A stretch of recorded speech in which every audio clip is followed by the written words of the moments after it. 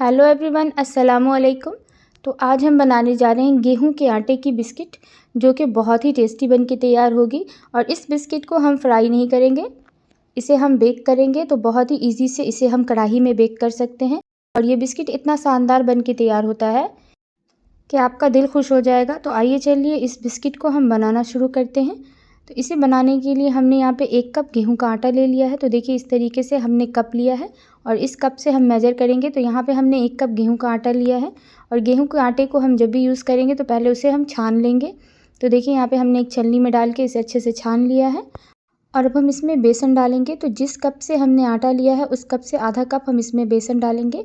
अगर आपके पास ये कप नहीं है जिससे आप मेजरिंग करें, तो आप कोई भी कॉमन जो कप होता है घर में वो ले सकते हैं, उससे भी आप इसी तरीके से नाप सकते हैं। तो चलिए अब हम इसमें चीनी डाल देते हैं। यहाँ पे हमने पीसी हुई चीनी ली है आधा कप, बिल्कुल फ़ाइन हमें इसे पीस लेना है। तो यहाँ पे हमने पाउडर शुगर भी डाल दिया है और अब हम इसमें नमक डाल देंगे। तो यहाँ पे 2 पिंच के करीब हम नमक डाल देंगे। इससे क्या होता है ना कि चीनी का जो मिठास होता है वो बैलेंस हो जाता है। तो 2 पिंच के करीब हमने इसमें नमक डाल दिया है। और अब हम इन सब चीज़ों को बहुत अच्छे से मिक्स करेंगे।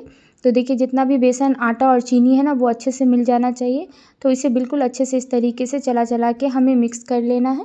तो देखिए यहाँ पे हमने बहुत अच्छे से मिक्स कर लिया। और अब हम इसमें घी डालेंगे। तो घी यहाँ पे हम मेल्टेड नहीं लेंगे, इस तरीके से जमा हुआ लेंगे। अगर आपका घी मेल्ट है तो आप उसे थोड़ी देर के लिए फ्रिज में डाल दें, तो वो इस तरीके से जम जाएगा। और हमने यहाँ पे 1/3 कप के करीब घी लिया है और घी को हमें इसमें डाल देना है और अच्छे से हमें घी में मिक्स करना है आटे को। तो देखिए इस तरीके से आप देख सकते हैं हमने कैसे मसल के जो है अच्छे से मिक्स कर लिया है। तो देखिए यहाँ पे हम एक बार ऐसे दबा के देखेंगे कि हमारा जो है बाइंडिंग हो रहा है या नहीं हो रहा है। तो देखिए यहाँ पे नहीं हो रहा है, तो इसमें घी थोड़ा और जाएगा। तो यहाँ पे हम 1 से 2 टेबल स्पून के करीब भर के घी और डाल देंगे। तो आपको घी इतना डालना है जिस हिसाब से आप डाल के देख सकते हैं कि कम या ज़्यादा लगे, क्योंकि घी ही से ये जो आटा है ये बाइंड करेंगे हम। तो देखिए इस तरीके से घी डाल दिया हमने और फिर घी को हमें अच्छे से आटे में मिक्स करना है। इसमें ना पानी जाएगा ना दूध जाएगा, बस घी से ही हमें आटे को सेट करना है। और हमें इतना सेट करना है कि जब हम आटे को जो है मुट्ठी में बंद करें तो वो एक शेप लेने लगे। तो यहाँ पे हमने 2 टेबल स्पून के करीब घी और डाल दिया था और अब हम आटे को बहुत अच्छे से मैश करेंगे। तो यहाँ पे हमने जो बर्तन लिया था वो छोटा था, उसमें मैश करने में दिक्कत हो रही थी। तो हमने इस तरीके से खुला मुँह का बर्तन ले लिया है और आप देख सकते हैं इसे इस तरीके से हम जब दाब रहे हैं तो ये एक शेप लेने लगा है। तो एक छोटा सा पोर्शन हम लेंगे और इसे इस तरीके से हम एक बराबर बना के देखेंगे। तो यहाँ पर देख सकते हैं आप लड्डू बनने लगा है। तो ये देखिए हमारा डो बन के तैयार हो चुका है, बिल्कुल भी इसमें क्रैक नहीं आया है। तो इसी तरीके से हम बना लेंगे। तो चलिए अब हम सबसे पहले एक कढ़ाई में थोड़ा सा हमने यहाँ पे नमक डाला है, आप चाहें तो नहीं डाल सकते हैं। उसके ऊपर एक स्टैंड डाल देंगे। तो 5 मिनट के लिए हम इसे छोड़ देंगे ताकि ये अच्छे से गर्म हो जाए मीडियम फ्लेम पे। तो चलिए अब हम जिस बर्तन में बिस्किट को बेक करेंगे उसे हम तैयार कर लेते हैं। तो यहाँ पे हमने एक स्टील का प्लेट ले लिया है। अगर आपके पास एल्युमिनियम का कोई बर्तन है तो आप वो भी ले सकते हैं। तो देखिए इस पे पहले हम इस तरीके से तेल लगा देंगे।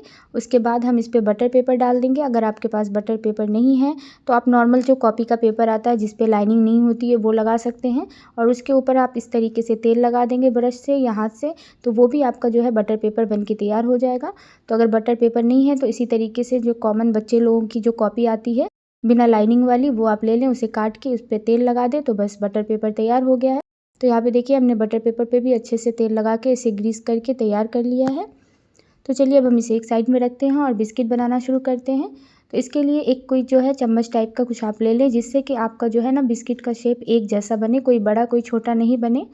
तो यहाँ पे देखिए हमने इस तरीके से चम्मच ले लिया है और इसमें हम इस तरीके से बनाएंगे ना तो एक शेप की सारी बिस्किट बन के तैयार होगी। तो यहाँ पे हमने आटे को चम्मच में डाल के निकाल लिया है। तो ये साइज़ हो गया और अब हम इसे ज़्यादा पतला नहीं करेंगे। तो देखिए इस तरीके से चारों तरफ से हम इसे राउंड राउंड सा घुमा के इस तरीके से बिस्किट का शेप दे देंगे।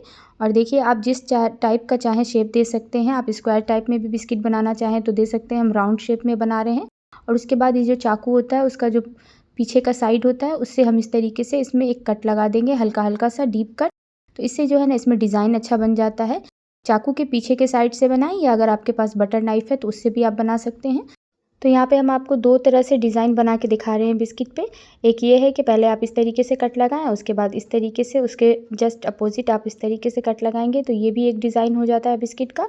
या हम एक और आपको सिंपल तरीके से भी बनाना बताएंगे। और देखिए इस तरीके से जो है नाइफ़ के पीछे से हम बिस्किट को निकाल लेंगे। तो इस तरीके से तलत्ती पे रख के ही हमें बिस्किट को शेप देना है। और देखिए बहुत केयरफुली हम इसे रख देंगे प्लेट में। जिस प्लेट को हमने बना के तैयार किया था ग्रीस करके, तो सेम उसी तरीके से थोड़ा सा हम पोर्शन लेंगे आटे का और उसे एक बार इस तरीके से दबा के चिकना कर लेंगे और उसके बाद उसे इस तरीके से हम चम्मच में डाल देंगे। आप कुछ भी ले सकते हैं जो आपके पास अवेलेबल हो, जिससे कि एक साइज़ का आपका जो है सारा बिस्किट बन के तैयार हो, तो वो देखने में अच्छा होता है, अच्छा लगता है। और नहीं है तो आप अपने हिसाब से भी बिस्किट का शेप दे सकते हैं। बस हमको यहाँ पे ज़्यादा बिस्किट को पतला नहीं करना है। तो देखिए इस तरीके से हमें मोटा रखना है, क्योंकि ये जो है ना बिस्किट जब बेक होता है तो ये भी फैलता है, तो ये खुद पतला हो जाता है। तो देखिए इस तरीके से उंगली से हम इसे दबा दबा के तलहटी पे चिकना कर लेंगे और इस तरीके से चाकू के पीछे से हम इस तरीके से बिस्किट पे निशान बना देंगे। तो बिल्कुल जैसे बिस्किट में मार्क होता है ना, वैसे ही हम इस बिस्किट पे भी निशान लगा रहे हैं। तो देख सकते हैं आप कितना शानदार सा हमारा ये इस डिज़ाइन का भी बिस्किट बन गया है। तो आप अपने मनपसंद हिसाब से इसमें शेप और डिज़ाइन डाल सकते हैं। तो देखिए इसी तरीके से हम बाकी सारे बिस्किट को भी बना के रख लेंगे। तो सेम इसी तरीके से हमने एक बिस्किट और बना लिया है और सारे बिस्किट को हमें बना के रख लेना है। बहुत ही ईजी है इस बिस्किट को बनाना। तो देखिए सारे बिस्किट को हमने बना लिया है। तो बिस्किट को हम यहाँ पे ज़्यादा सटा के नहीं रखेंगे, हमें बिस्किट के बीच में गैप छोड़ना है, क्योंकि बिस्किट जब बेक होगा ना तो वो साइज़ में थोड़ा सा फैलेगा। तो इस तरीके से हम सारे बिस्किट को रख लेंगे और अब हम इसके ऊपर थोड़ा सा चीनी और दूध का जो है ना घोल लगा देंगे। इससे बहुत अच्छा जो है बिस्किट पे कलर आ जाता है। तो यहाँ पे हमने 1/3 कप के करीब दूध ले लिया है, नॉर्मल टेम्परेचर पे जो दूध आता है वो, और इसमें 1 टेबल स्पून भर के हम पाउडर चीनी डाल देंगे।